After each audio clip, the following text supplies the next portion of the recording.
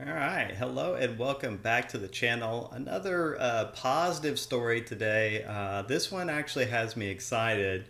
So I want to talk about John Lasseter. And John Lasseter basically making a comeback. Now, you may remember that a few years ago, John Lasseter, maybe you're not aware, he got canceled basically.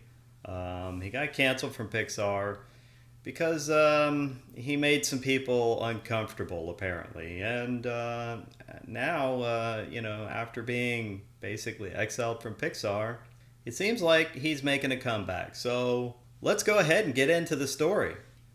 This is from the Hollywood Reporter. John Lasseter's second act. No one could tell a story like Lasseter. Now that's true, right?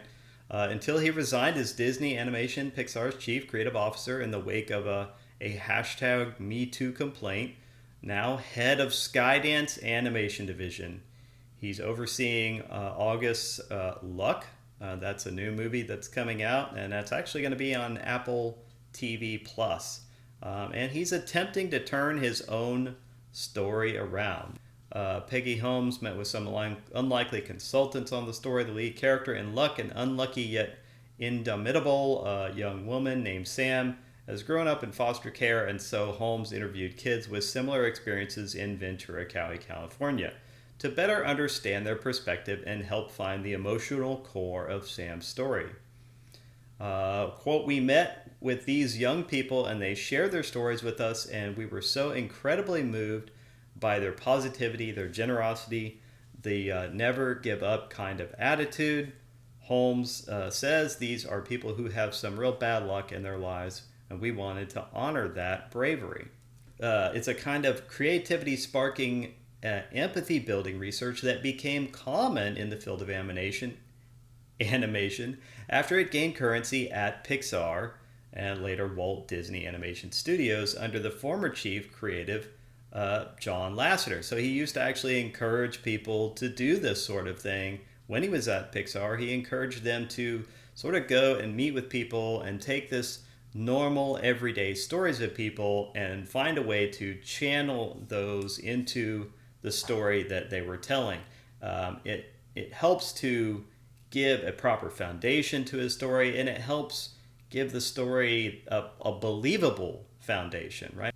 It just means that they're able to take real experiences and distill those down into basically how people really react and really deal with these things. And that's what I think makes some of the movies that this guy has created so, I don't know, believable, even though they're animated and there's things like Toy Story, Toy Story 2, Cars, right?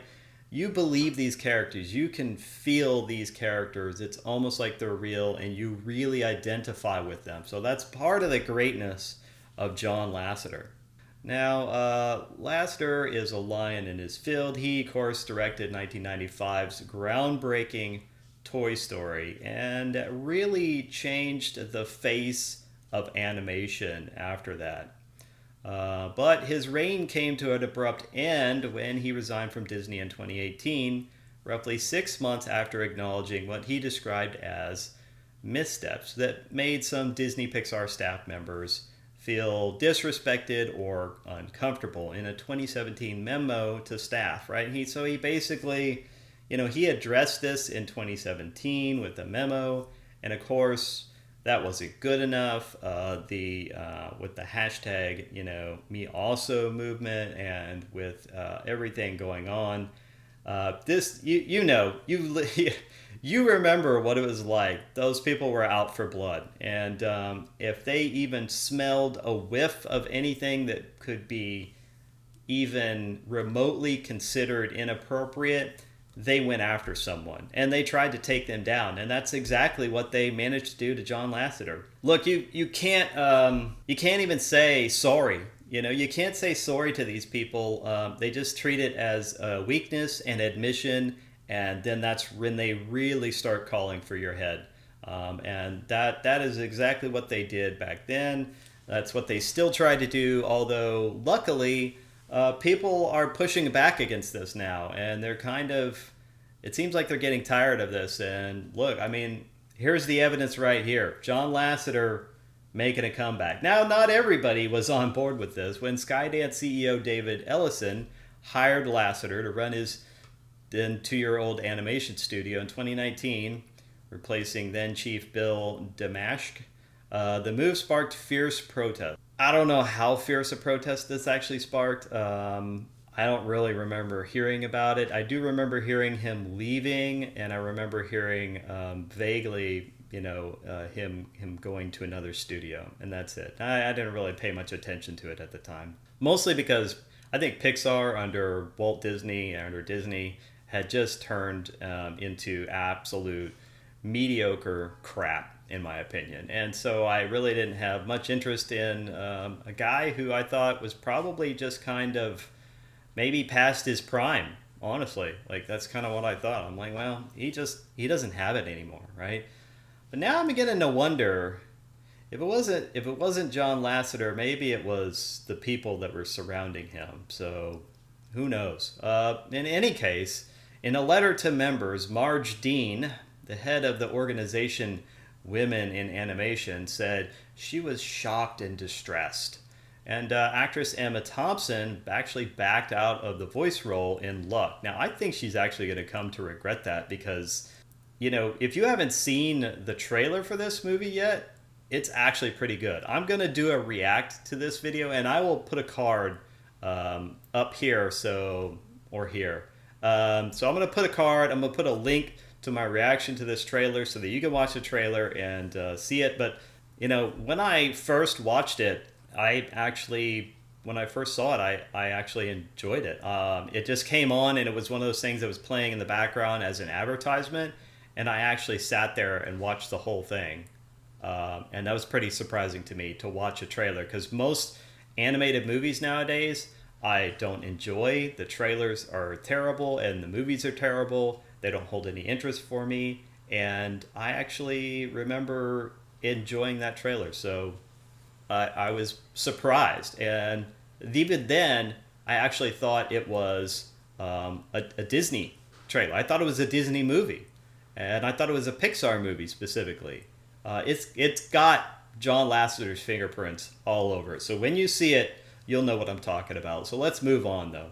Emma Thompson backed out of the voice role, and then director Alessandro Carloni. She said that. No, she said this. So she backed out of a voice role, citing, quote, Mr. Lasseter's pattern of misconduct. His pattern of misconduct was apparently that he likes to hug people. Like, he's a hugger. He's a very, I don't want to say touchy-feely, but he likes to hug, basically, right? So he likes to hug people. You could call that touchy-feely if you want, but it's nothing negative, right? And it's nothing untoward. He's not trying to do anything specifically. It's not sexual in nature, and I believe that, right? That's what I believe about John Lasseter. In any case, in the 3 years since, Lasseter and Skydance Animation have quietly been building an independent animation studio modeled on some of the same principles that drove Pixar in its early days under Steve Jobs. Now, Luck is premiering on August 5th on Apple TV+. And since Lasseter arrived, Skydance Animation has grown from 65 employees to nearly 900. And they acquired the animation unit of Madrid-based Ilion Studios. So we look at this. You can see, this is another big thing. Lasseter lured some of Pixar and Disney's top talent, including the Incredibles director, Brad Bird, who is currently at work on his movie for Skydance, which is called Ray Gun.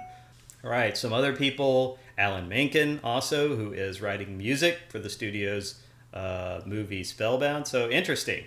A lot of interesting stuff. He lured over a lot of people, and I think that's going to serve him well, right? So hopefully we basically get a Pixar 2 out of this. That would be awesome, because I got to say, there were a lot of movies that Pixar put out when I was younger, and I loved those movies. I still love those movies. And I just hope that that sort of like lightning in a bottle, that kind of magic can be recaptured. That would be amazing, because right now Pixar doesn't have it. Disney Animation Studios doesn't have it. It's something that it would be nice to see again. David really wanted to build the next generation animation studio, so he basically gave Lasseter the reins, and I think he was smart to do that. Look, Lasseter got pushed out of Disney, and maybe it was a good thing because let's just say the things weren't going well at Disney and Pixar for the last few years, even while he was there. And was that his fault? Was it Disney's fault? I don't know. Given the critics that surrounded Lasseter's departure from Disney, it's noteworthy that directors of Skydance Animation's first two films, Luck and Spellbound, are women, Holmes and Vicki Jensen, respectively. I can't speak for other people, but I can say my working relationship with John feels just as it did before in that he is a really great mentor, says Holmes. He's a master storyteller, and he's very generous with both his ideas and his time. I mean, there's a woman right there who's telling you, like, that how much respect she has for this guy. And she's someone who has worked closely with him, sounds like for a while. So, Ellison's recruitment of Lasseter stems from Skydance CEO's own formative film experiences. As a child, son of Oracle founder Larry Ellison, he had a front row seat to watch Pixar's creation because of his father's close relationship with Jobs. So he got to see, apparently, Toy Story before it even came out. That's fascinating. After Lasseter's resignation from Disney, Ellison reached out to him through a lawyer that they share. And interesting, they actually had this lawyer sort of vet him, right? And in Lasseter's case, there were no charges of sexual assault, nor, according to Ellison, who hired attorneys to scrutinize the claims and settlements made by Lasseter or on his behalf. So, I mean, the guy did his due diligence and said, hey, I want to check this out and see what the real story is here. So good for him in not just believing the bullshit that was being spewed forth by a bunch of people on Twitter with their hashtags and their bullshit. Good for this guy for doing his own investigation and making up his own mind and giving a guy a second chance who obviously still had energy and passion around movies and around animation. All right, so I think that pretty much covers it. This is a really good article on Hollywood Reporter. If you want to read the rest of it, you certainly can. They talk about lots of upcoming projects, what's at work, and what's coming up, right, for Skydance. And I actually am very optimistic about Skydance. You can see here's many of the people, Lasseter's former collaborators from Disney and Pixar that are now working at Skydance. There's a fair few names in there that you will recognize. There's some faces in there that you will probably recognize. So I think this is a good thing.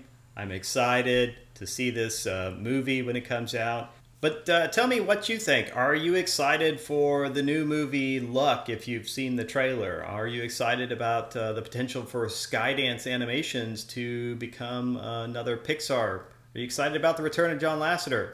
Let me know down in the comments below. If you want to continue to smash the narrative like David Ellison apparently is, and like it looks like John Lasseter is going to do, then smash a like and subscribe button because we are just getting started. I'll see you on the next video. Have a great day.